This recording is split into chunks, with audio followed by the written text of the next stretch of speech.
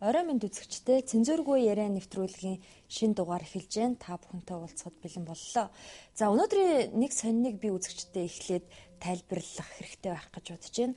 Өнөөдрөөс эхлээ Шонхор суваг телевиз анхны олон нийтийн чөлөөт суваг болсон.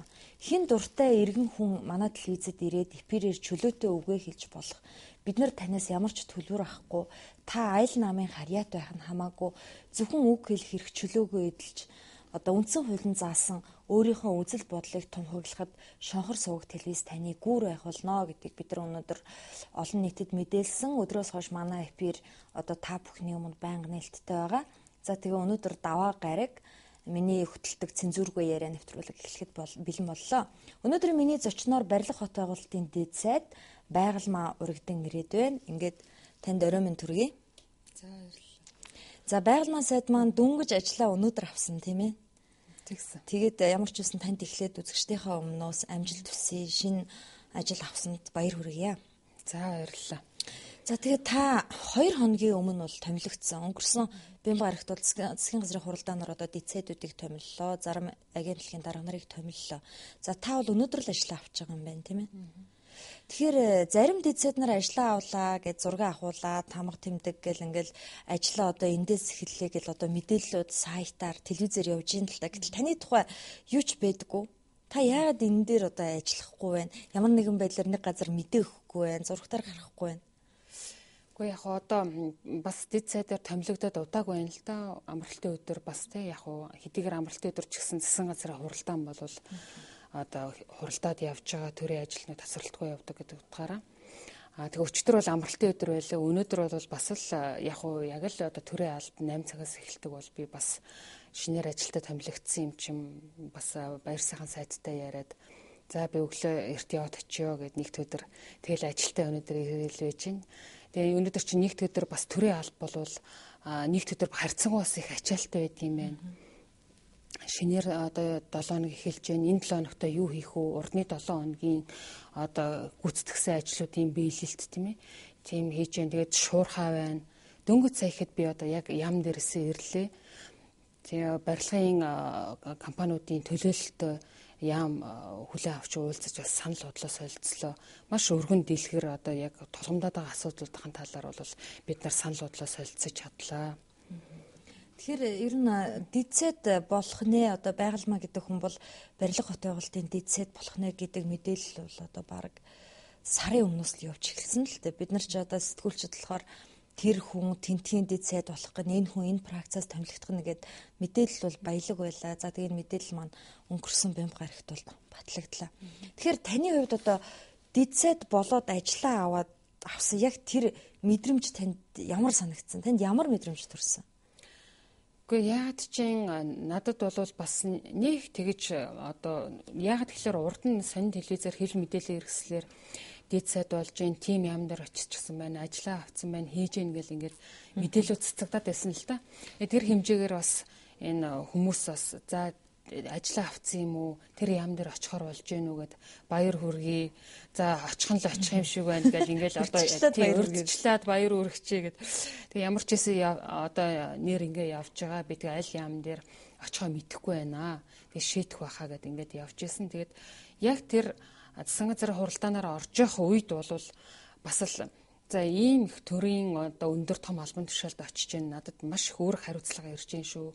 Биеэ дайчилж энэ өндөр албыг цааш нь яаж нэр төртөө авч явах уу гэдэг тийм л юм л бодогдод сууж байлаа.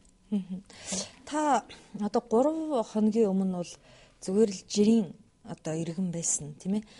Яг өнөөдөр бол та энэ манай студид бол дицэд Байгалмаа гэсэн тодтолтой орж ирж шít.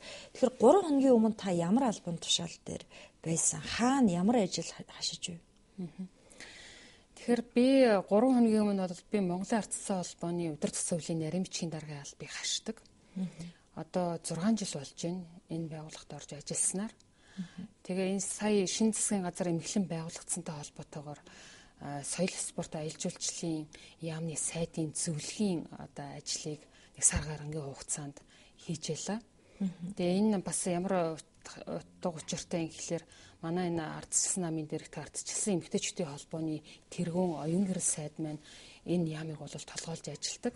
Тэгээд эмэгтэй хүний хувьд дээрээс нь бас одоо намын журмын нөхрийн хувьд энэ 3 төрөл маань 3 яамнаас ингэж ирж базагдаж ажиллаж байгаа хгүй. Тэгэхээр шинэ одоо яамтай болж байгаа. Тэгээ энэ эмхлэн байгуулах ажилтанд би бас туслая гэд.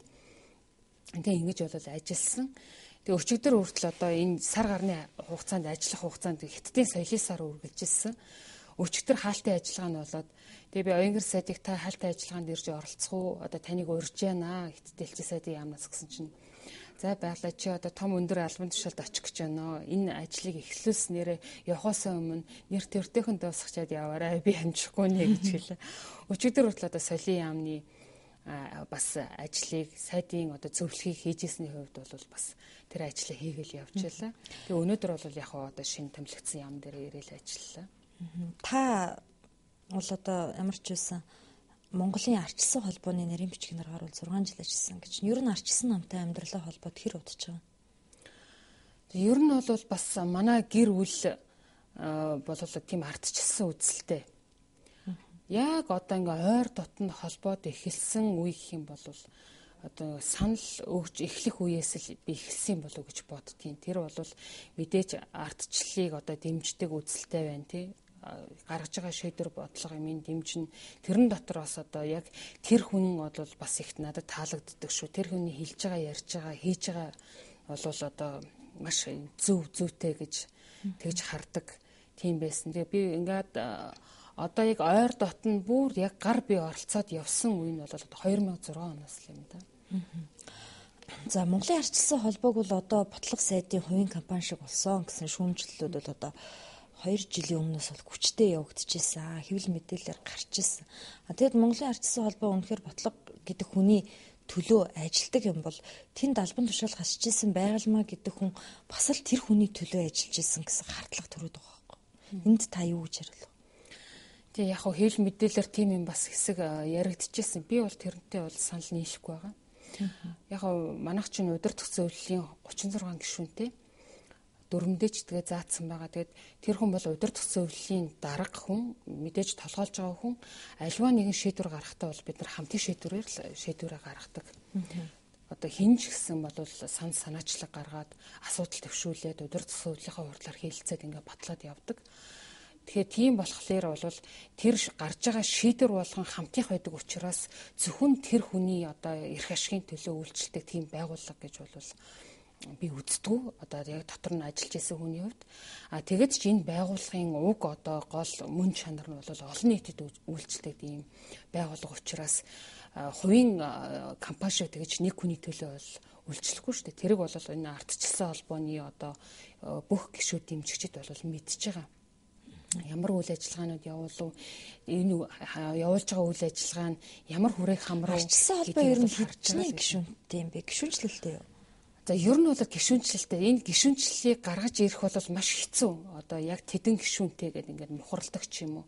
Анх одоо төрийн бас байгууллагаар бий болж явж байхдаа 100 мянган гишүүнтэй гэж хэлсэн. Би тэр тог бол ингэж доошоо цөөрөг байх гэж бодож байгаа. Улам нэмэгдэж байгаа байх гэж бодож байгаа. Яг тэгэхээр энэ 21 аймаг 9 дүүрэгт салбар болгоно дарахтай тэр тухайн аймагтай дүүрэгтэй элсээд үйл ажиллагаандаа ороод ингээд явдаг. Одоо сүүлийн үед залуучууд бол их өргөнөөр орж ирдэг болсон. Энэ ардчлалын одоо ууган байгууллагт бас орж ажиллая гэж бодож байна. Яадаг байгууллагын би элсмээр байна гэдэг ингээд тэгж ажилладаг. Ер нь одоо манай яг ардчилсан холбооны төв аппаратанд ч гэсэн ихэнх залуучууд ажилладаг шүү дээ. Тухайн үед бас одоо ажиллаж амьдралаа зориулж явж байсан манай партизанууд бол ажилдаг л да. 4 том партизанууд ажилдаг. Тэгээ бас одоогоор бол төрөжсэн ингээд ажил албан тушаал аваад бас ажил дээр очихсан ажиллаа хийж явж байна. Мох ер нь одоо улс төрийн бэлуунаас их баг хүртдэг. Ямарваа нэгэн албан тушаалт огт очидгүй. Мох бол ерөөсөө ардчилсан намд бол одоо чагсаал цуглаан хийхэд л одоо үүрэг гүйцэтгэдэг гэсэн л ойлголттой байдаг шүү дээ. Би л хувьдаа тийм л ойлголттой байдээ. Та харин миний ойлголтыг өөрчлөхөөр юу хэлэх вэ? Тэгэхээр яг би зарим асуудал дээр тантай санал нэгэн, зарим дээр бол бас санал зөрж байна. Яг ч би энэ 6 жилийн хугацаанд энэ ардчилсан холбоонд ажиллахдаа энэ ардчилсан холбоо анхдагч одоо энэ партизанууд харахад ийм одоо хувийн амбиц их багтай байдаг. Тэр хүмүүс. Яг тэгэхээр яг тодорхой нэгэн албан тушаалд очиод ажилдаг. Тэрнээс бүгдээрээ ингээл харин хажуудах маань өөрийнх нь тусалж байсан, дэмжиж байсан ч юм уу өөр хүн ингээд шинээр албан тушаалд ингээд ахаад ингээд явж хахад одоо манай ардчилсан холбооныхан бол баярлж явдаг. Тэрнээс би одоо тэрэн дээр очимоор байна. Би тийм болох ёстой гэж ингэж одоо нэг өөрсдийгөө ингэж нөгөө тэрхэн үгнийд тавьж тэр тал дээр бол тэгж явдггүй. Би бас тэрэнд ингээд анхандаа бол бас тэрийг анзаараад яагаад энэ хүмүүс ингэдэггүй болоо гэдэг ингэдэг. Тэгээд цаанаасаа одоо юу гэдгийг нэг нийтийн төлөө гэдэг тийм сэтгэлгээ бүр суучсан байдаг юм уу гэж. Тэр нь бас заримдаа арай л дэндүү юм шиг санагддаг те. Бүр нөгөө моохыг харахаар ингээд нэг өрөвдмөр санагдаад байдаг байхгүй зарим. Нэг талаар тийм байгаа. Нөгөө талаар одоо ардчилсан хувьсгал ялаад хэдэн жил болж байгаа вэ? 23 жил болж байна. Анх тэр хувьсгалыг хийсэн хүмүүсийг тухайн үед одоо нийгмээс гадуурхаж ажил албан тушаалаас нь хасаж хавчижтэй тэгжсэн. Тэгээд нөгөө талаар нөгөө тэр тухайн үед одоо ажил ахуйд бол маш хүнд. Тэгээд одоо ч нөх амар яалч одоо ардчилсан нам яалч одоо тийм боломж олгож исэн юм шүү дээ. Одоо 96 оноос хойш анх удаа л одоо олон болж яалч үзэж байна тий. Тэгээд тийм болохоор бас нөгөө талдаа хувь заяатайгаа эвлэрсэн юм шиг тийм.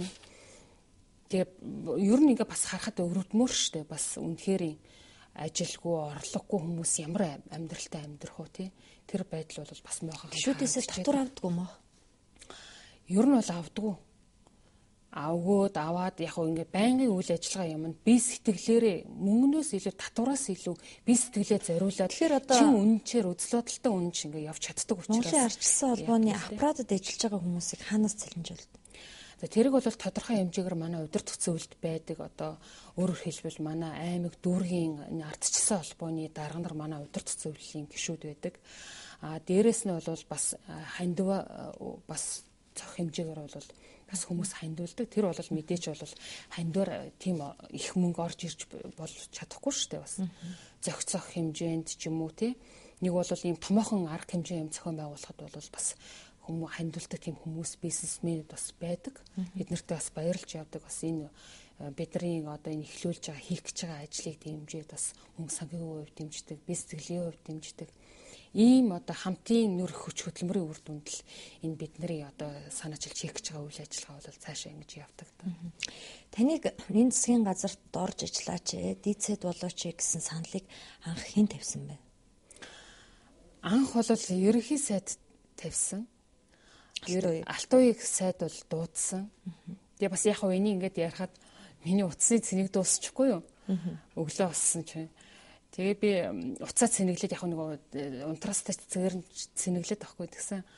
Над руу олон хүн залгсан юм л дээ. Би хэсэг байж байгаад ажилдаа явахдаа төхөө нэг гинт уцаа нэг цэнэглэж байгаа хараад уцаа нээсэн чинь над руу айгүй олон дуудлага ороод ирсэн байсан 26 даа утаснаас. Тэгээд манай одоо Батлах сайдын туслах нь хамгийн нөгөө мэддэг утас байж байхгүй. Тэгээ би төвшин жаргалдаг. Тэгээ би төвшөө юу болсон бэ? Над руу залгасан байхan би сая уцаа нийлээ гэсэн чинь ерөнхий сайд харин чамруу уцтай. Тэгээ туслах нь нөгөө өөртөө чи ярих гэсэн чинь уцас чи холбогдохгүй байна. Холбоод өгөч гэхээр би чамруу залглалаа гэд. Тэгээд тэр дуудлагыг аваад тэгээ ерөнхий сайдтай уулзч энэ саналыг одоо анх сонссон. Гайхсан уу? Би нэг тиймч гайхаагүй. Яа. Одоо яадгийн миний одоо бас өнгөрсөн хугацаанд энэ ардчилд оруулсан хувь нэмрийг үнэлээд бас ийм ажил албан тушаал санал болгож тавьж байгаад нь би бол бас баярлсан. Нөгөөтэйгүр миний бас ингээд ямар салбар дээр очих болоо гэдэг тийм одоо хувь хүнийч гэдэг юм бод тийм сонирхол байсан. Тэгээд ямар салбар дээр очих болоо гэсэн за бид нар тэрийг бас одоохондоо бол шийдэг байна. Ярилцж байгаад болно л гэж тэгж хэлсэн. Би бол энэ өнгөрсөн хагас садрыг болтол бол яг энэ салбараа бол аль салбар дээр очих мэдээгүй л байсан. Би бол одоо чи намаа ингээд ерөнхийдөө дуудаад чи дийцэд болох өөхөө гэвэл би бол баг ухаалтай онох баг. Гэхдээ яг өөртөө итгэлтэй байх, өөрийнхөө хийсэн бүтээсэн, оролцсон үйл ажиллагаа юмаа бодохоор бас яг хөө тех хүн байх байх л та. Гэхдээ миний хувьд ягаад чи тэгж нэг их гайхаж цочирдоогүй амар их цочирдоогүй. Тэгтээ бол мэдээж бол тийм хүн санал тавьж байгаа дотроо баярлах тий. Бас нэг ямар салбар дээр очихлоо гэд нэг сонирхох тийм сэтгэл бол аль нь л одоо давхцаал байж. Дицэд болох бол ер нь бол за байж болох юм даа л гэж бодсон юм биш дөрөв. Тийм ээ. Тийм одоо байж болох юм гэж өөртөө итгэсэн ч юм уу тийм. Тэгээд яа танаас тэгэж аль салбар дээр очих нь нуугаад тэг гинт тавьчингуудаа авчиад л өөр одоо чинь таныг сангийн яамны дицэд дээр тавьсан мөл яах вэ? Би бол хуульч мэрэгчлээ хүн тийм. Би бол дотроо ингэж бодчихсон. За яг уу аль салбар дээр очисон. Би бол хуульч одоо эрхцөөч хүн. Аль салбар дээр очисон хуулийн чиглэлээр бол үйл ажиллагаа ямаа явуулахад бол бас гайгүй байх баха. Тэр чиглэл дээр бол мэдээж төлхөн анхаарч ажиллана. Яг тэгэхээр яам ч угсаа л бодлого боловсруулдаг газар бодлого юугаар хэрэгжиж дамжиж явах юм тийм. Мэдээж хууль дүрм журмаар л хэрэгжиж дамжина. Тэгээ тийм болохоор бол нэг тэгж одоо твдээд мэгдээд одоо юу илээ гэж айж тэг цочирдож тэгээгүй л дээ. Ямар өөрөө очиод барилга би бас энийг тухайн үед ерхий сайдын хилээгүй шалтгааныг бас бид нар чинь хамтарсан засгийн газартай байгаа шүү дээ. Ер нь бол тийм эвслээс бас эвсэлтэй бас ярьж амжаагүй байсан үе юм болов гэж би боддгийг. Хоорондоо засгийн газрын томилгоон дээр тийм зөвшөлдсөөгүй байсан. Зөвшөлдсөөгүй юм хийж амжаагүй байсан үе юм болов гэж боддоо. Тэгэл та бол ерөөсөө хагас өдрөл барилга хутгуулалтын яамд орсон гэдгийг мэдсэн гэж шүү дээ. Тэгэхээр яг одоо манай иргэдийн дунд тийм ээ Монгол улс даяар хамгийн анхаарал татж байгаа салбар бол яа харахгүй барилга хутгуулалтын салбар байна л да. Одоо жишээ нь сүүлийн үед барилгын салбараас болж хэд хэдэн хүн амь насаа алдлаа тий. Одоо өглөө гараад явхад л ер нь баригдж байгаа барилгын хажуугаар гарахад бол айцтай болж байгаа байхгүй юу. Тэгэхээр одоо яг энэ асуудал дээр хотын даргуул за зөвшөөрлгүй 80 барилгыг бол нураанаа. Гэрэл цахилгааны таслаа гэсэн хориг арга хэмжээ тавьчаад ич. Тэгэхээр таны хувьд одоо яах вэ? Энэ барилгыг эсвэл бүгдийг нураагаад хаях уу? Монгол улс огт барилга барихаа болох юм уу? Эсвэл бариулаад ивэл иргэдэд нь юм аюултай байгаад идэх те. Энийг та ер нь хаанаас нь эхлүүл дээр гэж бодож байна? За ер нь бол бас хүмүүст их айц төрсэн, төгшүүр төрсэн тийм юу бол байгаа. Энэ бол нэг удаа анх удаа яг одоо энэ болоод байгаа үйлдэлч бас биш. Урдны жилүүдэд бол бас ийм явдлууд гардаг байсан. Тэгэхээр би бол яг үйл дарга тийм арга хэмжээ юм аваад явж байгаа. Би тэрнтэй бол бас санал нэгдэж байгаа. Нөгөө төгөөр бол энийг хэрэгжүүлэхэд маш хэцүү. Хүн өчнөө хөрөнгө мөнгө зараад тэр байшин зөвшөөрлгүй ч барьцсан урд нь тэгж болдог байсан байхгүй. За яа тийм ингээд энэ газар дээр барилга барьчих. Тэгээ яагаад чи нэг ийм хөрөнгө оруулалт хийж барьчаад барьцсныхаа дараа баг барьж байхдаа нөгөө зөвшөөрөл юм а хөөцөлтөд ингээ яваад байдаг тий. За тэрийг дагаад бол мэдээж хэл ахуул авилгал бол явдаг тийм жишг бол аль шатанда ингээ тогтоод ингээ жишг болоод явчихсан. Барилга хутгуулалтын яамны зүгээс бол энэ барилгын зөвшөөрөлтэй компаниудыг нэг юм нэгтэлж хянж шалгаж үзэх бас нэгт цаг нь болчихсон. Хоёр тийм барилгын одоо норм стандарт гэдэг юм бас нэг шинжилж тогтоох тийм болчихсон байна гэж бол харагдаж байгаа. Нөгөө төгөр энэ боловсруучны асуудал бол Монголд үнэндээ алдагдчихад байгаа байхгүй. Тэгэхээр энэ үнэхээр тэр одоо ажилчдаа зөв нөгөө хөдөлмөрийн аюулгүй байдлыг хангах тий заавар зөвлөгөө өгөх сургалтанд хамруулах тийм ажиллагаанууд орхигдчиход байгаа юм болов уу гэсэн тийм байдал бол ажиглагдаж байна л да. Өөртөө аюулгүй байдлыг хангах тэр барилгын компани ажилчдынхаа төлөө бас аюулгүй байдлыг хангахад бол аль нь одоо хүчин зүйлүүд л бүрэлдэжж л явах хэрэгтэй л да. Тэгээд энэ байдлууд алдагдчихад энэ одоо олон хүний бас амь нас эрсдэж байна тий.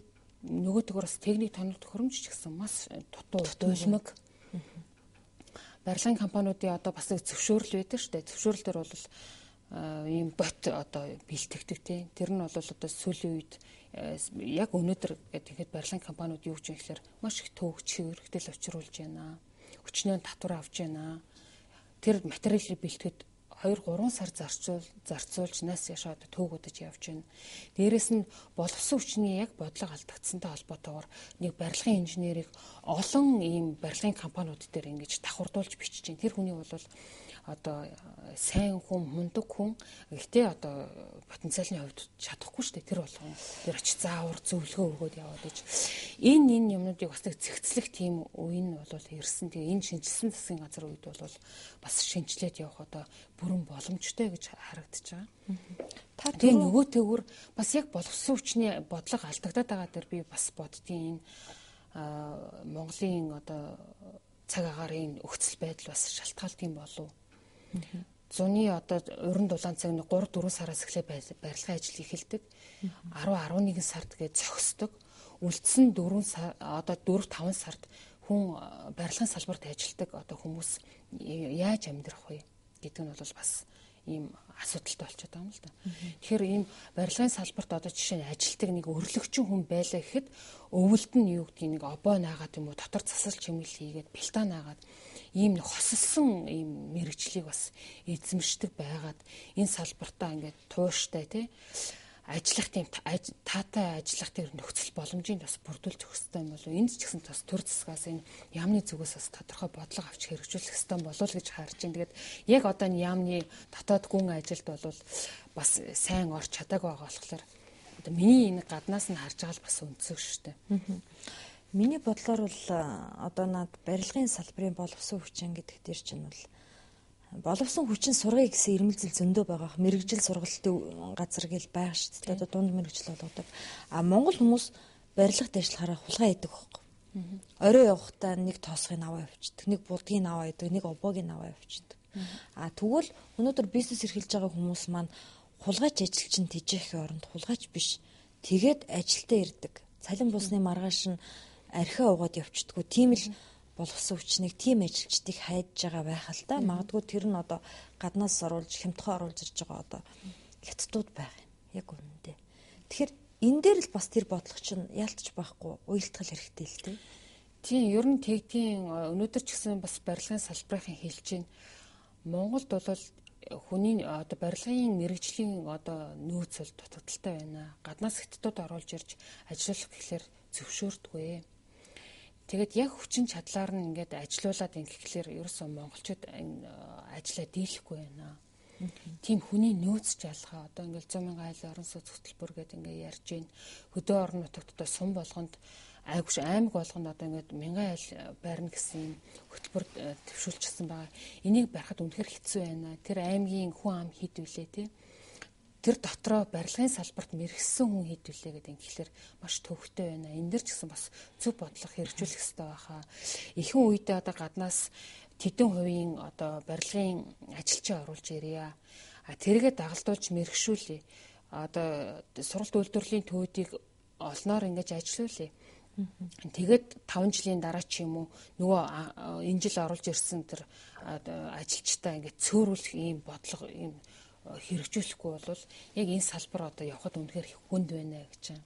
Дээрээс энэ газар төлөвлөлтийн асуудал байна тий. Одоо хот бол маш замбраагүй байна. Нөгөө орчин нөгөө одоо хамааралтай орчиосоо шалтгаална гаднах орчин гэдэг байдал бол бас алдагдчихад байна. Энэ дээр бас томоохон бодлого хөтөлбөрүүдийг хэрэгжүүлэх хэрэгтэй байна гэсэн юм ярьж байгаа. За энийгээ дагаад бол инженерийн шугам шүлжээ гэдэг ингээд олон дагалдах юм харилцан юм холбоотой асуудлууд гарч ирж байна. Одоо жишээ нь Улаанбаатар хотын засаг даргын тамгын газартай, дээрээс нь зам тээврийн яамтай. Та бүгд л уялдаатай л ажиллахаас уялдаатай аргагүй сангийн яамтай, тий уул уурхай салбартай, одоо эрчим хүчний салбартай, ус сувг гэл одоо ингээд ерөөсө холбогдохгүй салбар байхгүй. Ингэж ажиллана. Тэгээд хоорондын бас нөгөө яамд хоорондын бодлого боловсруулж байгаа нэг газруудын хоорондын уялдаа холбоо бас тийм ойр бас биш юм болов. Тэгээ мэдээлэл ингэж бүрэн солилцож чаддгүй. Тэгээ мэдээллийн ил тод байдлыг бас нээлттэй болгох тэр тал дээр бас нэлийн анхаарч ажиллах хэрэгтэй болов гэсэн тийм сэтгэл төрлөө. За ингээд үзэгчд холбогдож эхэлсэн утсанд бид эхний үзэгчийг авч хойлоо шууд утастайгаа бас холбогдох уу? За энэ цэнийг залгажсэн хэрэглэж. Сайн байна уу? Та шонхор телевизэд холбогдлоо. Сайн байна уу? За сайн байна уу? Тайс барай минь тэргүй. Сонгуульд телевизэд өчтөр юм төргий. За энэ арц холбооны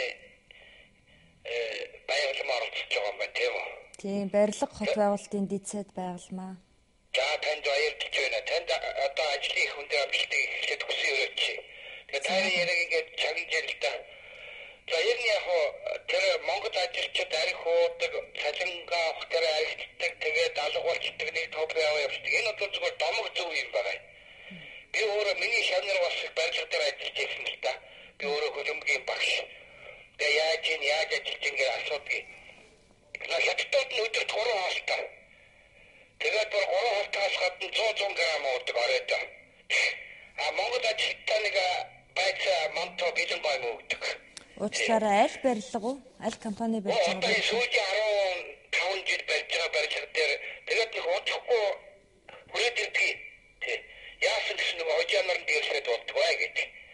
Тэгээ яг тэр арх уудаг нэг зориуд цаанаас нь зохион байгуулдаг тийм улсууд байдаг. Би баримттай нэрж байгаа ш. Баримтгүй юм би 20 жил яриаггүй. Дандаа баримттай ярьдаг. Тэгээд яах гэж ингэж тэгж байгаа юм бэ? Энэ домог зохиос юм бэ гэхээр нөө хятадуудынхаа мянгаар нь оруулж ирэх гэж. Их хөрөгч Монгол ардын нам болон сүүлийн 12 жил бүх ихийг бариад ирсэн шүү дээ. Тэгээ яг энэ зам ёстой нэг боловч ултаа дараач дараа нэг хичээл ард түмний сонголтоор нэг бишийн одоо өндөр техник хэрэгжүүлээд нэг ардсан холбоо нам яасан шүү дээ. Тэгээ би одоо вайшмат нэг юм ойлгуулах гэсэн. Би өөрөө энэ ардсан холбоог анх үүсгэс ч өмнө одоо тэмцэж явсан үнэтэй ингэтэй юм гэж байна. Яг хавны яасан гэхдээ ардсан холбоо нам хоёрын донд 1996 онд нэг сайхны сайхан гэсэн нөхөр Монгол ардын намаас орж ирээд том хар болж одоо хаяад ингээд дундны хаяад яваад гэсэн ардаас мардаас ирээд тэрнээс хойш одоо бас нэг хоорондоо нэг иймэрхүү яваад байгаа нь анхны гишүүний хувьд бол миний хувьд бол үнэхээр тааламжгүй. Тийм учраас Монголын ардсан холбоо Халтмаагийн Баттууд гэдэг ийм сайн дарагтай болсондоо баярлах хэрэгтэй. Монголын ардсан нам автоуйгаад ийм сайхан дарагтай болсондоо баярлах хэрэгтэй. Тэгээд сүүлийн хэдэн жил дандаа хоорондоо байж явж ирлээ шүү. Энэ ирээсээ болохгүй. Тэгвэл энэ 3 дахь хүчингээд байгаа энэ гадны энэ тагнур дуршуулуудын идэвш болно. Тийм учраас Баттуудаа дарга ардсан намын дарга одоо ерөнхий сайд автоуйгнаар хоорондоо ив нэгдтэй байх хэрэгтэй маш их. Би өөрөө энэ талаар бас баримтуудыг дурдах онцгой чадвартай учраас ингэж байгаа. Тэгээ энэ барилга байгууллагын энэ барилгуудыг бүгдийг нураах хэрэгтэй. Наадуур чи 5 балын ая даахгүй. Борлооном байшин нэгдүгээр. Хоёрдугаарт наад чи юу байшингууд, хөөсөн зэр байшингууд. Тэгээд амарчлаас нэг хэдэн араам цангидаас тэгээд нэг зэвэнд авчир тутгаа тэр нь унж хүүхэд алаад. Ирээсээ энэ дампуу байдлууд ирээсээ энэ сүүлийн 12 жил 18 жил ирээсээ дандаа ингэж явж ирлээ. Монгол хүний амьд сүүлийн 10 жилд одоо 250 хүн нас орсон байгаа ш. Яг юу 500 хүн гэмт авсан байгаа. Энэ баримтуудыг маш сайн дурдж ярьж явах хэрэгтэй. Тэгээд танд ажлын өндөр амжилт хүсье. Та өөрөө бас хууль мэргэжлийн хүн бай. Тэгээд энийг нэг гялцлийгээд энэ нэг дампуу барилгуудыг болоо тэр Батбаатар гэдэг барилга хот байгуулалтын ассоциацийн нөхөр байгаа. Тэр хэдэн баалын айдаах нь гээд нэг 5 жилийн өмнө нэг багаж оруулж ирсэн гэсэн. Одоо хүртэл нэгч барилга дээр ямар ч туршилт хийгээгүй байгаа. Энийг дээр онцгой анхаарал тавиарай. Монголчууд барилгыг барьж чадна. Энэ чандмын төвийг барьж ирсэн, гутлын үйлдвэрийг барьж ирсэн, нэг 11 хавдуурыг барьж ирсэн. Бид нар 60 мянган хүнтэй Монголын барилгчдын хайран байгаа. Энийг хөдлөх хамт аваад барилгчингууд зөндөө байгаа. Тэгээд барилгчдын 86 жилийн баярын мэндийг хүргэе. Танд амжилт хүсье. Баярлалаа. За баярлалаа. За хүмүүс ер нь бол нэлээд бухимдалтай байгаа нь ажиглагдчихж байгаа. Аргагүй л дээ бас барилгын үн өртөг одоо квадрат метрийн жишээ нь орон сууц өнөдөр ямар үнэтэй байгаа вэ тий. Тийм өндөр үнэтэй авч ээж хин чанар муутай барилга авъя гэж бодох уу. Дээрэс нь энэ аюулгүй байдлыг хангаагүйгээс олон хүний аминаас эрсдэж байна. Одоо ч гэсэн барилгын гадна засал хийгдэж байгаа боловч ямар ч нэг одоо тэр шороо тоосонцор магадгүй одоо нэг тоосог өрөх гэж байгаад ч тийм үү нэг хувинтай бодог модог унахад бол хүний толгойд унахад бол бэлэн байгаа байхгүй. Тэгэхээр тэрий чи ингээд хаалт хийгээд одоо тэр хамгаалалт дээр хийхгүйгээр ингэж хийж байгаа нь бол туйлын бас буруу. Тэгээд хэдийгээр бид нар чинь бас ингээд хууль дүрм журм гаргаад байгаа боловч яг төдийлөн амьдрал дээр хэрэгжихтэй бол маш тааруу байгаа. Тэгээ энийг одоо хянд шалгадаг байгууллага нь мэрэгжлийн хэлтийн газар болчтой. Мэрэгжлийн хэлтийн газрын хүчин чадал нь бол тэр болгон очиод үзээ хянаас шалгаад ингээ яваад байх боломж нь хүчин чадал нь хүрэхгүй байгаад байдаг. Тэгээ энийг бол бас хаана бодож үзэх ёстой. За дахиад үзэгч холбогдож байна. Хоёул үзэгчээ авъя. Бас барилга хөтөлбөрийн дэцэд холбогдож болохоор хүмүүс сонирхолтой байна. За сайн байна уу? Та Шунгар телевизэд холбогдлоо. Байна уу? Байна. Та Шунгар телевизэд холбогдлоо. Да баярлалаа ашигны холбогдоо. За. Та дараа минь түргий. За баярлалаа. Явуулдаг нэвтрүүлгүүдийг үздэг шүү. Маш их таалагдсан. Өөрт чинь баярлалаа. Амжилт хүсье. За баярлалаа танд. Тэгээд нэг 2-3 юм хэлээ байршмаа гэдэг хүн хамтаад хэлээ. Одоо байршуудыг түрүүний нүд хэлсэн энэ төшөөдгөө баригдсан байршууд мураа гэж. Эдгээр мураа гарах юуг нь хайдагчээ. Гэхдээ өссөн нэгслээ бүрдээ төшөөдгөө баттай байрлал байсан. Тэгээд тэр явууны зам хотын бүр ямар ч юм давсгүйгээр түрүүний байсан байршууд одоо мураа таам түрүүчээс гацсан мураа энэ зөвхөн зөвхөн шахах сурахгүй бүгдээ нэг юм ачсан гэсэн юугаар нэг агаар хортсон. Тэр дураараа бүр одоо яг нэг юм байцаас дүүрхтэй амьд бүхэлдээ тэр байцаас дүүрхээ нэг өдөрч юм сурахшаа замаараа байцаас дүүрхээ нөгөө байна уу? самруу бүртүрээ басна. Хахаас дөрвөө гэж бид наваад байдаг. Ямар ч зүйл сатаар авдаг нэг гэдэг бас зөөрээ охин тахта би байцаас тахраа явахдаа хүүхдээ дээрээс нэг бомбог хайхсан хаттай зүйлс манай хүн амгүй миний яам төрөстэй. Хүүхдээс тийм бодчихсон бохомдоо дээрээ. Тэгээд борсаа нэг зүүн маркет тавтай өшин тэргээр ингээд таарах үгүй. Таван давхар байцгуудтай дуртай байсан ч том байцгууд байдаг. Юу хиний байцгууд байна. Энэ нэг одоо таван залуу хүмүүс байна. Тэгээд начлаа шинээр авах хүмүүс ер нь чадчих хүртгийн бол төрийн төлөө огтон доод хүн хэцүү боогод өгсөн жаахад амар нэг ажиллаа авчихсан. Авчлал яачлаа. Одоо ихтэй чадвараа чадахгүй хөсөлтэй. Тэмцэх хэрэгтэй, ажиллах хэрэгтэй. Аслахаар нэр хүндийг одоо дээш нь өгөх хэрэгтэй. Хитэн зэл өстэй нэрээ лонглаа одоо намд одоо дарагдаж явлаа. Тэгээд дарагдаж алдаа боловч бохтай гараад одоо та амжилт гэсэн. За энэ болоо одоо энэ шудраг биш энэ муухай юм одоо Улаанбаатар хотод цэвэрлээ. За баярлалаа. Зөвшөөрөх бүхнийг устгах юм. Та манай Шунхар телевизтэй утсаар бас холбогдоод зарим үед холбогдох боломжгүй бол манайх эфирээ нээсэн ард түмний өмнө та дуртай цагтаа манай эфирт ирээд өөрөө бас гараад үгээ хэлэх боломжтой шүү. Танд тэгж хэлье. Тийм үү. За баярлалаа. За баярлалаа. Хөтөлч өөрөө тэр нэг гой нэвтрүүлгүүдэд цааш явуулаарай. Зөндөө олон гой нэвтрүүлгүүд идэг шүү. За баярлалаа. За баярлалаа. Үнэхээр хүмүүс бухимдалтай байгаа юм. Одоо жишээ нь хүүхдийн тоглоомын талбай дээр барилга барьцдаг тий. Нэг юм 4-5 давхар байшин байдаг бол хажуу талд нь нар салхи хамаг юм хаагаад ингээд байшин барьцдаг. За одоо жишээ нь хүүхдийн одоо ерөнхий боловсрол сургуулийн тэр биений нэрийн талбайг ч гэсэн одоо ингээд худалдаад байшин барьцдаг. Ямар ч юм хот төлөвлөлт эмх замбараа байхгүй барилга том үйлчлэгээний төв том одоо барилгад баригдаад ямар ч зогсоол байхгүй. Тэгээ одоо жишээ нь би гэхэд надад ч гэсэн тийм тулгардаг байхгүй. Төгжөрч нөгөө очих гэсэн газараа очино. Очиод нөгөө албан газар руугаа орох гэхлээр нөгөө байшингаа тойрж ингээд тавхиад байдаг. Тэгээ ингээд зам дээр хайчих гэхлээр машин хураагаад ачаад авчих. Адгийн наацхан номер хураагаад авчих гэдэг. Тэгээ юугаа орхиж явж болохгүй. Энэ тийм тавих газар байхгүй бүр ингээд хамаг цаг нэрв барддаг л да. Яг тэрнтэй адилхан бас хүмүүс ч гэсэн энэ барилга энэ хот төлөвлөлтийн асуудал дээр бол маш бухимдалтай байдаг. Тэргээ ч гэсэн бас сая хэлж яана л да. Тэгээд энэ болгоныг одоо бид нар бас одоо цэгцлэх ёстой. Үнэхээр тийм бас үүрэг хүлээсэн тийм одоо ийм үүрэг хүлээч бас энэ ажлыг бол авсан. Тэгээд чадхаас одоо чадахгүй хүртлээ үзнэ. ингэж одоо ажиллахын тулд нийслэлтэй маш нэгт ажиллана. Нийслэлийн одоо авч хэрэгжүүлж байгаа бодлого шийдвэртэй ер нь одоо нийслэл гэлтгүүгээр энэ бусад энэ яам тамгын газруудтай бол маш сайн мэдээлэлээ солилцож явах хэрэгтэй байлээ. Тэгээ хамтарсан бодлого шийдвэрүүд гаргаж тэгжээж энийг шийдэхгүй бол зөвхөн одоо нэг яам энийг тэгмээр байна гэдэг энэ бол хоосон яриа л болно.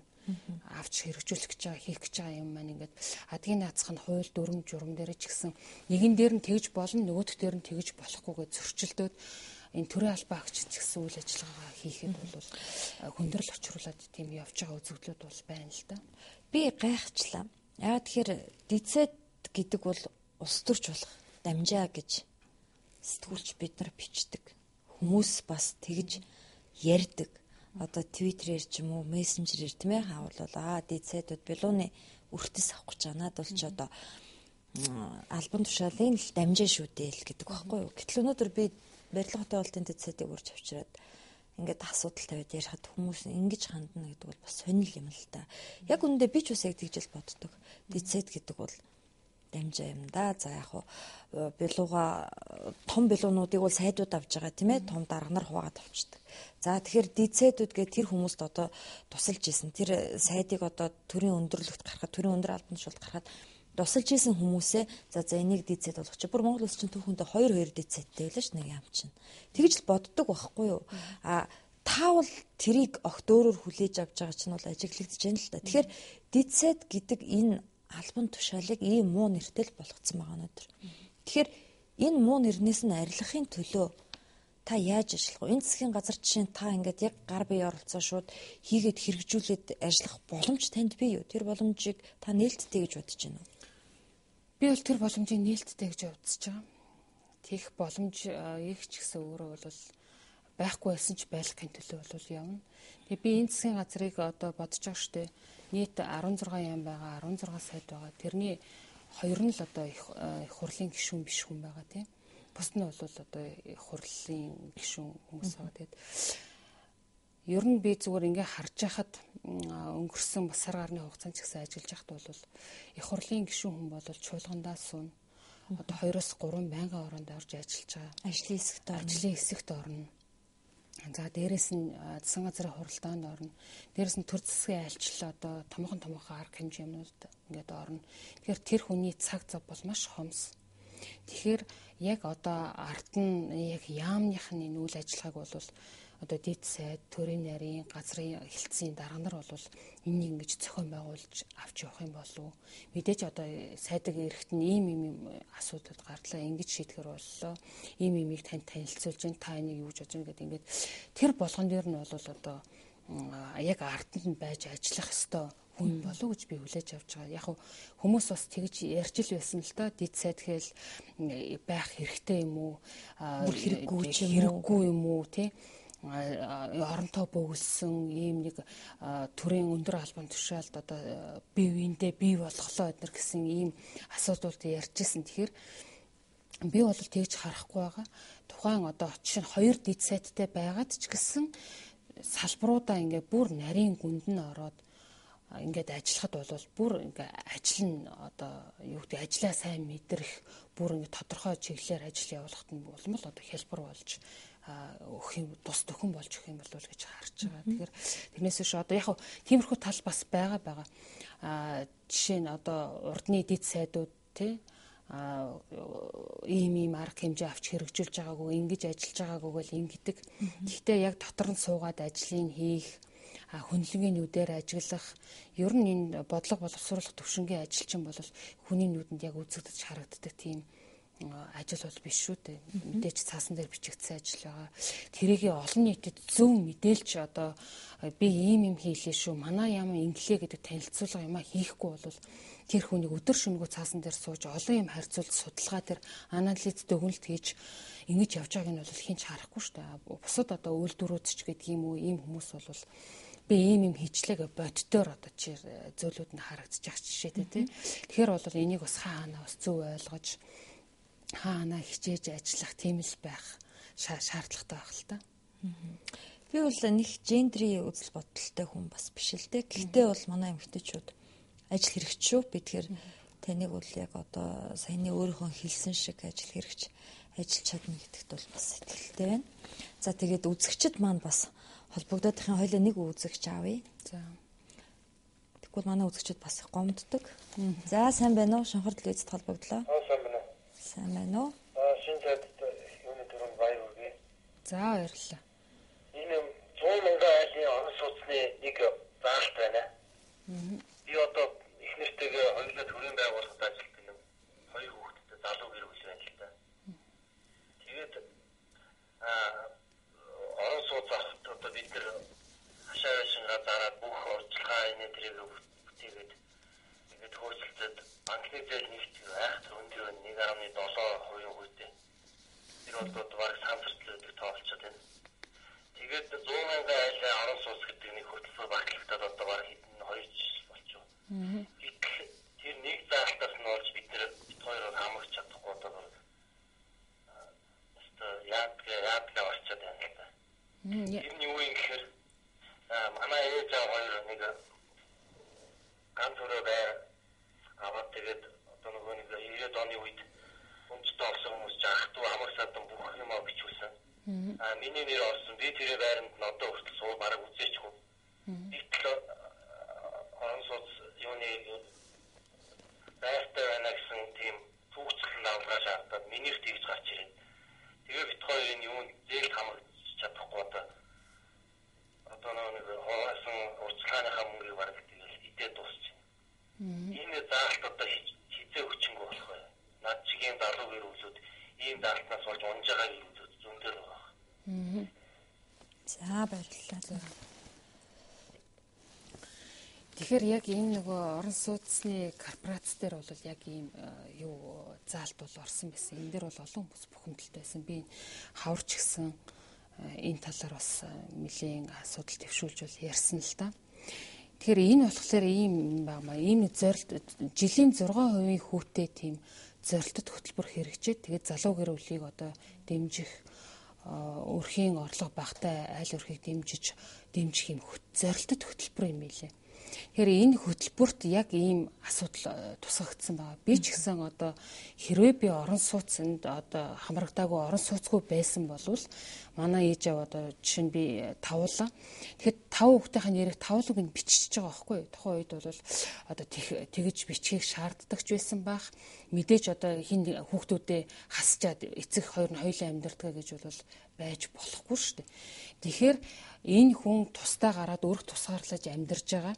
Тэгээд ээж аавынх нь тухайн үед амьдарч байсан орон сууц нь болохоор яг энэ хүний нэр дээр одоо та урд нь орон сууцтай байна гэж лавлаган дээр гарч ирээд байгаа байхгүй. Тэгэхээр эндээ бол хүмүүс айгүй хохироод байгаа. Ялангуяа залуу гэр бол яг саяны энэ хүний хэлсэнчлэн үнэхээр хохироод байгаа. Тэгээд энэ мэн ийм зорилтод хөтөлбөр байсан учраас цөөхөн тооны одоо хүн хамруулахын тулд тийм одоо нөөц боломжинд байгаад би ийм нарийн одоо шалгуур зүйл заалт заасан болов уу гэж бодож байгаа. Бас энд бол олон 5-6 ийм заалт байна лээ. Тэрэндээ жишээ нь юу гэж юм тэгэхээр 4 хүүхэдтэй байна. Дээрэс нь өрхийн орлого нь яг одоо бодтоор 800 мянгаас доошгүй байна. За яг энэ одоо урд нь хизээч ямар нэгэн байдлаар авч байгаагүй юм байна. Гэсэн иймэрхүү ингээд нэг юм явцуу, ийм хавчигдмал, ийм хүн одоо боосон ийм заалтууд оруулсан мэлээ. Тэгээ энэ болохоор яагаад би ийм заалт оруулсан юм бэ гэд албаных нь хүмүүсээс асуухад бол угаасаа энэ чинь зорилтод хөтөлбөр шүү дээ.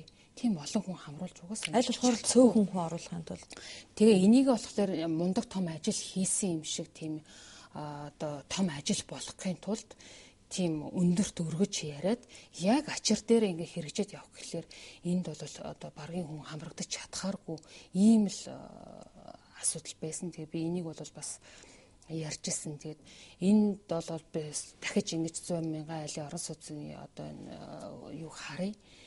Доторх нэг үрчлэн заалтууд энэ тэр жилийн 6% хүүтэй орон сууцад хамрагдаж чадна гэж хэлсэн олон одоо залуучуудын одоо хүсэл зориг бол тэр үндсэндээ яг сонгуулийн үеийн шоу бол дууссан шүү. Би бол тэрийг шууд ойлгосон. Тийм. Тэгэхээр одоо энэ асуудлыг нэрээ эргэж харахгүй бол одоо бид нар чи бүгдээрээ социализмын үеэс аав ээжтэйгээ нэг байран дээр анх хувьчлагдаад бичүүлсэн улс бол бүгд л зээл авах дахиад орон сууц хөтөлбөрт аврагдах боломжгүй байсан юм шиг. За тэгэхээр үзэгчдийнхээ өмнө дэцэд байгалмаа амлсан тийм ээ энэ асуудлыг эргэж харъя.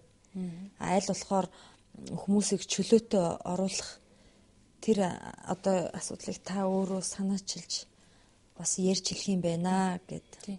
Ялангуяа бас одоо энэ засгийн газрын үед ч гэсэн энэ мөрөө хөтөлбөрт нь бол залуу гэрүүлийг дэмжих тийм олон бас зүйл залтууд орсон байгаа. Мэдээж залуу гэрүүлийн хамгийн одоо нэн төрөнд тулгамдж байгаа асуудал бол ажлын байр, орон сууцны асуудал байгаа. Энэ тал дээр бол бас тийм тусгай хөтөлбөрүүд тусгаалсан арга хэмжээ бол авч хэрэгжүүлэх байх. Тэр хэрэгжүүлэхийн төлөө ч гэсэн бид нар бас ажиллах болно. Тэгээд студидээ бас өнөө орой урьж оролцуулсан танд баярлалаа. Тэгээд танай телевизийн бас үйл ажиллагаа улам одоо өргөжинд хэлж байгаа юм байна. Тэгээд олон хүмүүс ирж бас санал бодлоо чөлөөтэй илэрхийлэх тийм үе таалга нээж өгсөн. Танай телевизийнхандаас баярсан талархснаа илэрхийлье. Баярлалаа. Тэгээд битэрт бас мессежээр асуултууд ирж байгаа. Одоо манай телевизийн битэрийн одоо энэ өмнөр ингээд урсж байгаа. За тэнд бол хараагүйчүүд 96 айлын орон сууц гэж ярьсаар байгаад зөндөө удаан хүлээлээ. Энэ хөтөлбөр ер нь аль шатантай яваан болоо. Энийг хийх арга байна уу гэсэн асуулт ирсэн байна л да. Ер нь манад одоо яг хөгжлийн бэрхшээлтэй хүмүүст зориулсан тийм бодлого хөтөлбөр хэрэгжилт яг биелээ болсон юм бол байдгүй. Ямар ч улс орн болвол одоо ийм тэрэгэн цэртэй хүн явдаг, хараагүй хүн явдаг тийм бодлогыг бол хэрэгжүүлдэг. Тийм хүмүүсийг ч гэсэн ажлын байрыг бий болгож одоо тодорхой хэмжээгээр энэ авч ажиллуулах хэдээр тийм хөтөлбөр хэрэгжүүлдэг. Тэгэхээр үнэхээр энэ талын бас бодлого үнэхээр манад дутагдж байгаа. Тэр битгий хэл наа чин хөгжлийн бэрхшээлтэй битгий хэл зүгээр хүмүүс явахад аюу одоо өнөөдөр хүнд болчиход байна шүү дээ.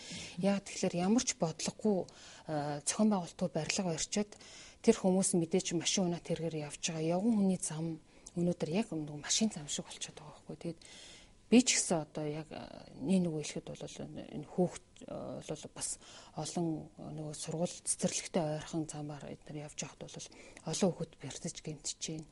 Тэгээ энэ хүмүүс ч гэсэн бухимдал нь одоо зогсоол байхгүй, явах зам нь байхгүй, зүгээр ингээд явган алхах тийм одоо зам нь хүртэл байхгүй болчиход ийм байдалтай орчод байна л да. Тэгээ энийг бас ийм нэгдсэн одоо бодлого шийдвэрээр хэрэгжүүлэх бол бас яривхтэй.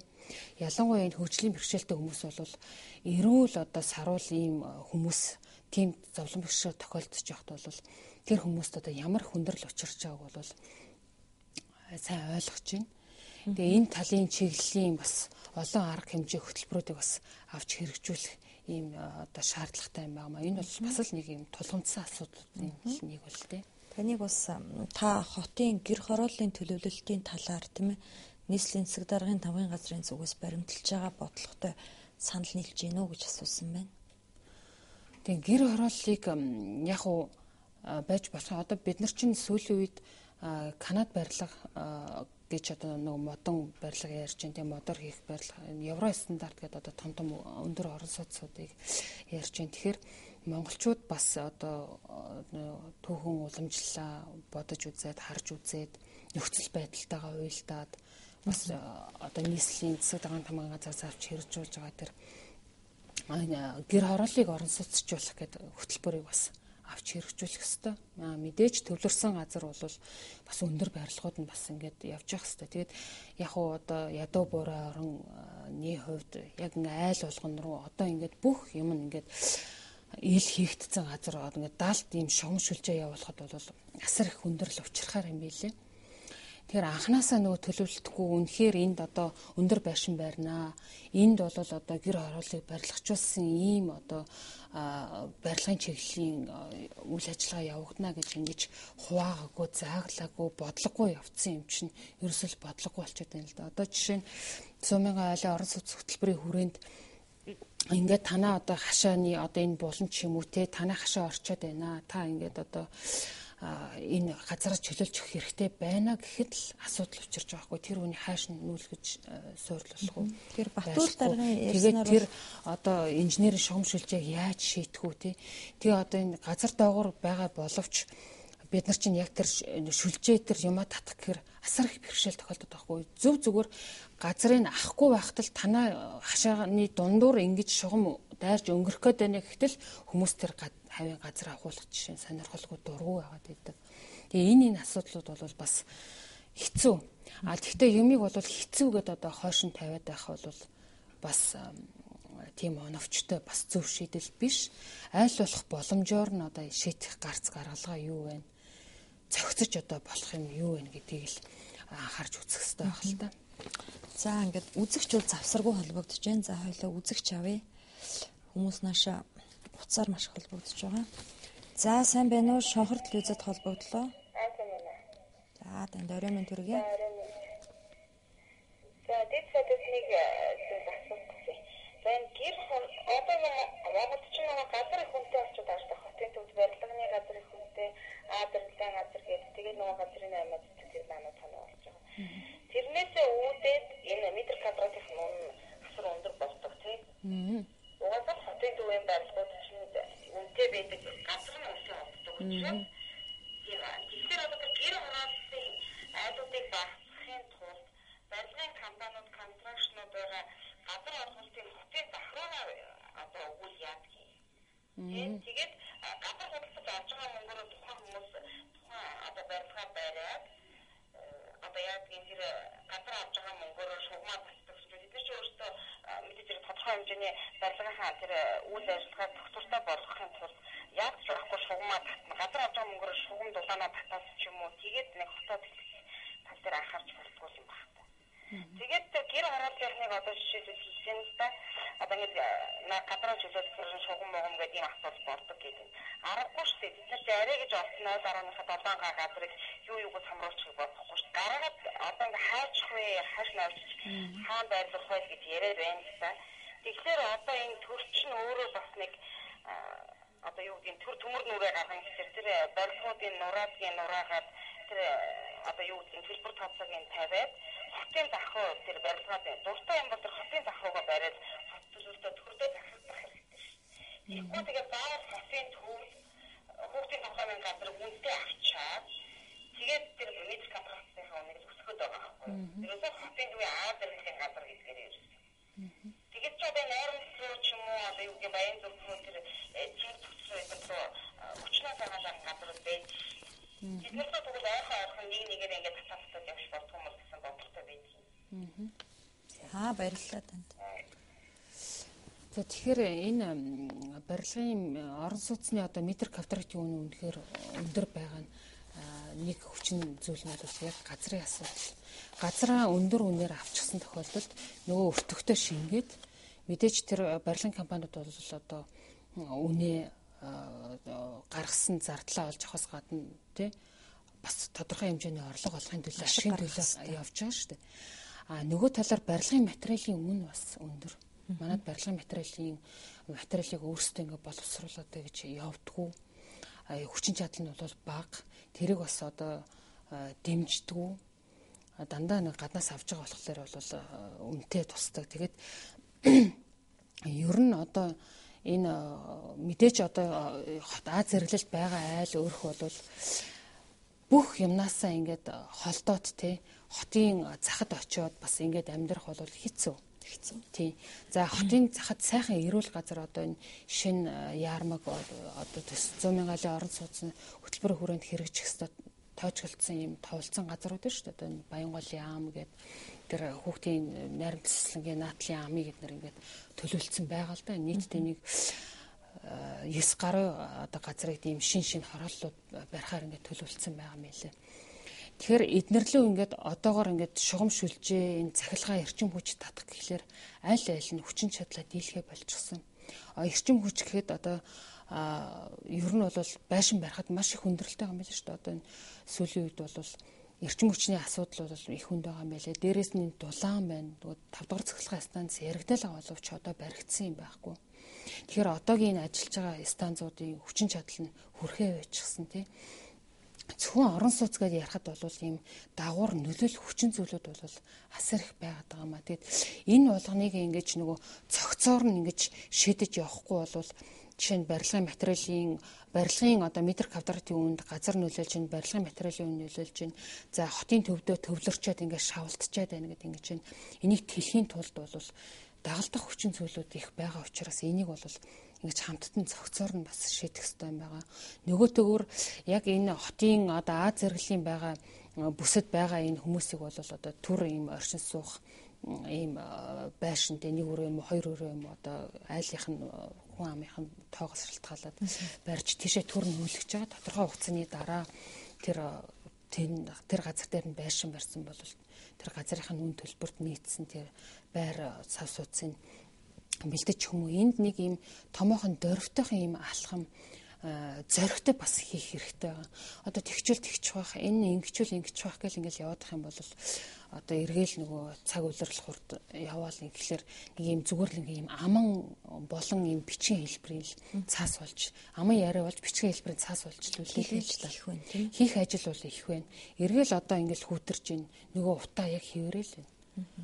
Яа тэгэхээр ямар ч тийм юу байхгүй шүү дээ. Бид нэр одоо шийдсэн асуудал байхгүй шүү дээ. Одоо харах. Тэгэхээр энэ засгийн газрын одоо уг нь энэ төвшүүлээд байгаа. За хотын дарга Батүлийн эхлүүлсэн ажлыг бол би л хувь хүний хувьд дэмждэг. Мөн бас иргэд дэмжиж байх шиг санагддаг. За мэдээж эсэргүүцэж байгаа хүмүүс байгаа тийм ээ. Тэгэхээр энэ засгийн газар энэ ажлаа хийх гээл дөнгөж яриад эхэлж л огцорчихгүй гэж би боддог. Яа тэгэхээр танаа нам арчилсан нам бол олон болоогүй тийм ээ. Олон болсон. 3 намтай нийлж засгийн газар байгуулж байгаа шүү дээ. Энэ бол Мегомбын их хурлын засгийн газартай яг адилхан байхгүй. Баярын засгийн газар бол хамаагүй хялбархан байсан. Тэгэхээр Монголын үндэсний арчилсан нам, иргэний зориг ногоо нам, Монгол Ардын хувьсгалт нам гэсэн 3 жижигхэн намтай эвсэл болсон. Цаана нь Монгол Ардын намгийн хүчтэй том дуршлагтай сөрөг хүчин байдаг те. Тэгэхээр би засгийн газрыг айгүй тийм амархан огцорчихвол гэж айдаг байхгүй юу? Танд тэгж бодогдож байна уу? Би ерөөсөө тэгж бодохгүй байгаа. Яа тэгэхээр энд одоо энэ засгийн газар байна, энэ их хуралд сууж байгаа энэ төлөөлөл ард түмний төлөөлөл болгож итгэл дааж, итгэл хүлээж сонгогдсон болохоос ш. Одоо энэ улс орны төлөө эргээд тэднэртэй одоо хариу болж сонгогд. Надад та намайг итгэл хүлээлгэсэн бол тэр итгэлийн дааж л явах хэрэгтэй. Тэрнээс ш одоо юу гэдгийг ямар нэгэн одоо хор найруулагч юм уу би одоо жишээ нь засгийн газараас гарлаа эднэр гэж тийм байдлыг бол би жишээ нь гарахгүй байх гэдэгтээ бол яагаад тэгэхээр штэ энд бол улс орны одоо хувь заяа тий энэ олон хүний итгэл байна. Дээрээс нь засгийн газар бол огцорно гэдэг бол зүгээр нэг айл нөгөө тийшээ нүүхтэй тийм одоо дүүх ажил биш.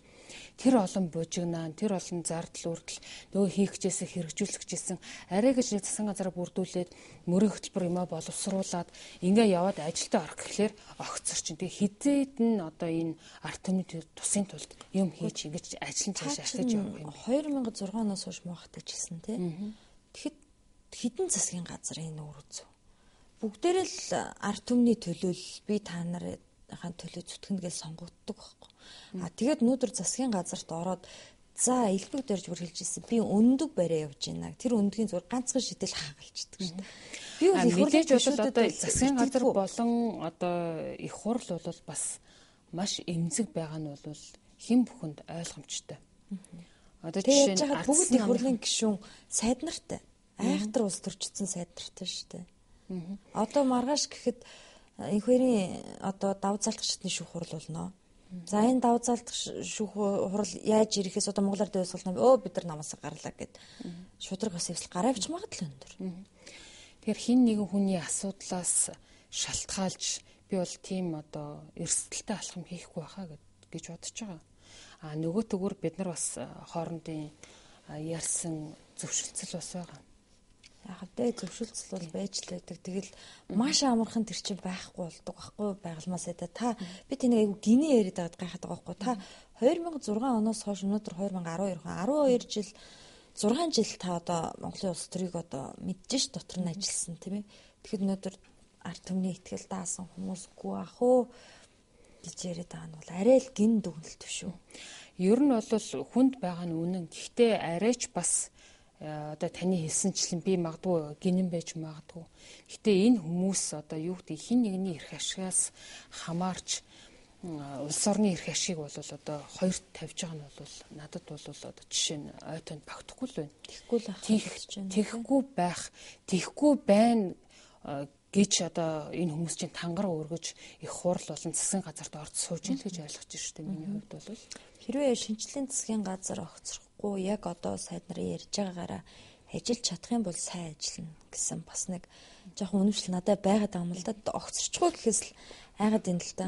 Тэгэхээр дахиад засгийн газар бүрдэнэ. Дахиад засгийн газар бүрдэхийн тулд нөгөө бүлэггүй Монгол ардын намаалгүйхаас ур харахгүй болох гээд байгаа байхгүй. За яг хоёлаа заавал тийм муу юм ярих хэрэггүй тийм ээ. Иргэд маш их холбогдож байна. Тэгээд одоо хоёлаа нэг иргэний асуултыг авъя да.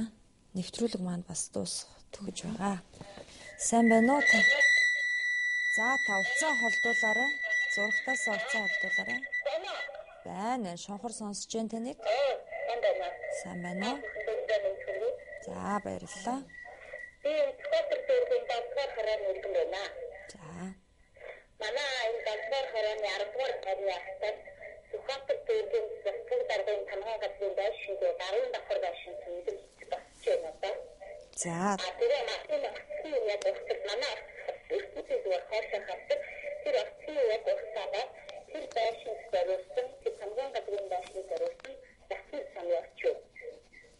Тэгээд миний батараа тэр манай байрны хэдийн хэвлэн гişсэн. Оцсон өстой засгийн самын очив явна гэхэд оцсон очтой аюулгүй байд. Маш зүрхээ үлээж байгаа. Тэгэхээр энэ асуудлыг багтлаасаа энэ батгүй тахта хамтарч нэг шийдэж өгөөч гэдэг нэг хүсэлт байна. Хоёрт нь яг энэ 10 дугаар байрны 1-р офсыг тайруулсан хашаа байдаг. Энийг нэг удаа мураасан засаж байсан. Одоо энэ Скотер дүүргийн далдгаар хараад багсан сууж байгаа хүнд одоо ямар ч юм хүүхдийн тавсах талбай хүүхдийн гараас газар байхгүй.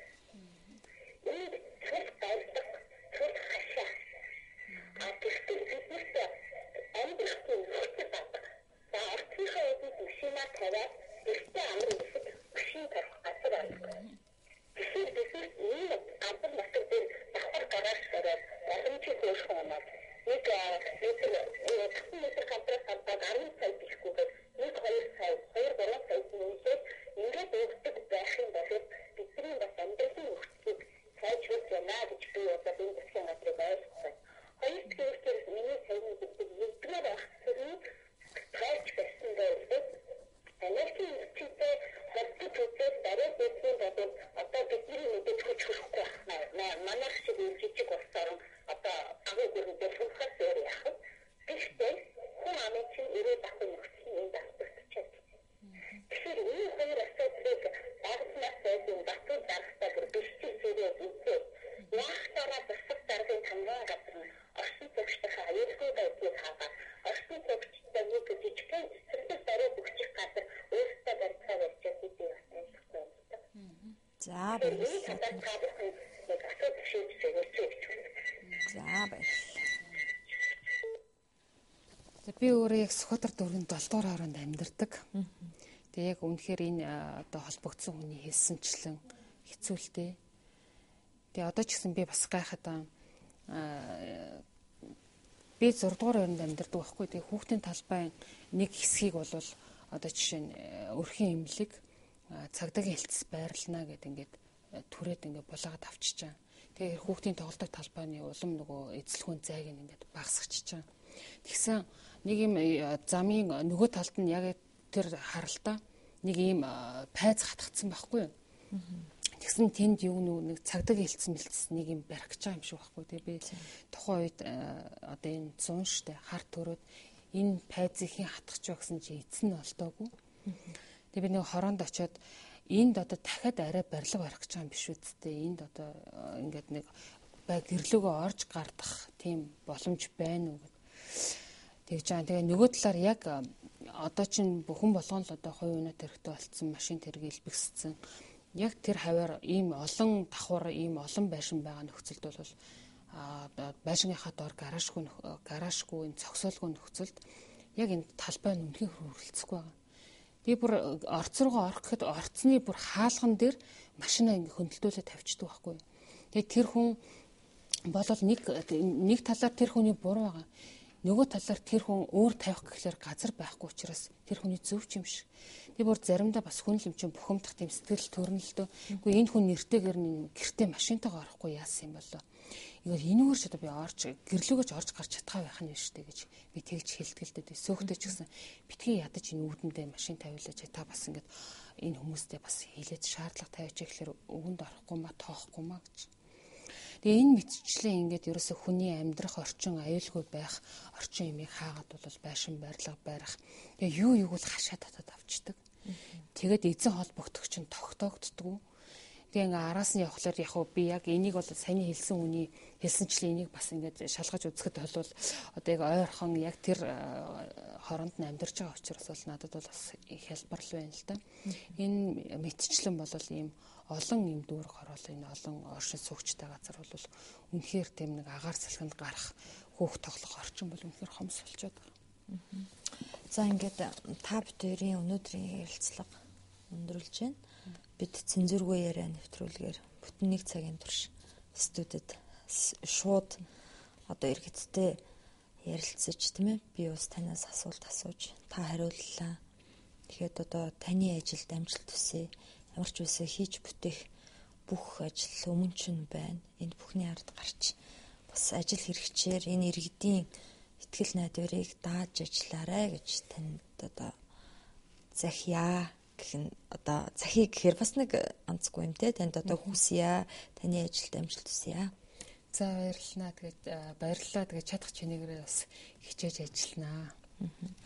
За иргэд маань цензургүй яриа нэвтрүүлэгт бас холбогдох гэж уцаар нэлээд дуудлага ирлээ. Дуудлага болгоныг бас авч болохгүй байна. Яагаад тэгэхээр зочноос асуух асуулт их. Гэхдээ та бүхний бас асууя гэсэн асуултыг асуусан байхаа гэж би найдаж байна. За ингээд манай өнөөдрийн нэвтрүүлэгт үзэл бодлоо илэрхийлж чадаагүй энэ амьдралд нь тохиолдож байгаа болохгүй бүтэхгүй байгаа амиг төр засагтаа энэ сайдуудад хүргэх үгээ та шонхор телевиз дээр 12 цаг, 14 цаг, 16 цаг, 18 цагт өөрийн биеэр ирж эфирт сууж хэлэх хэрэгтэй шүү. Шонхор телевиз олон нийтийн чөлөөт суугалсан иргэдийнхээ өмнө үгээ хэлэх эрх чөлөөг нээж өгсөн гэдгийг та бүхэнд дуулгахад таатай байна. Ингээд баярлалаа үзэгчдээ. Цензургүй яриа нэвтрүүлэг даваа гарагийн 21 цагт та бүхэнд хүрсээр байх болно. Баяр та.